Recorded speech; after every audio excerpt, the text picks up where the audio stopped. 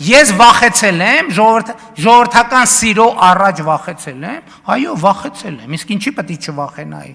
իսկ ինչի երկրի ճակատագիրը տենց վիճակում ստանձնելով եւ պատասխանատվությունը ստանձնելով պետք է չվախենայի, իսկ ինչն է այդտեղ բան տարօրինակ, որ վախեցել եմ,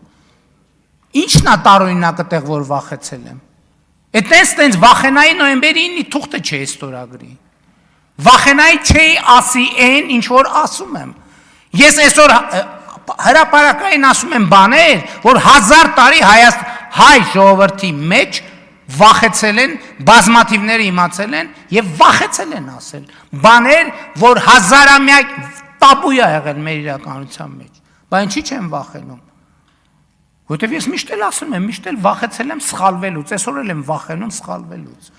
ով չի վախենում, ասենք մենակ խելագարը կարա չվախենա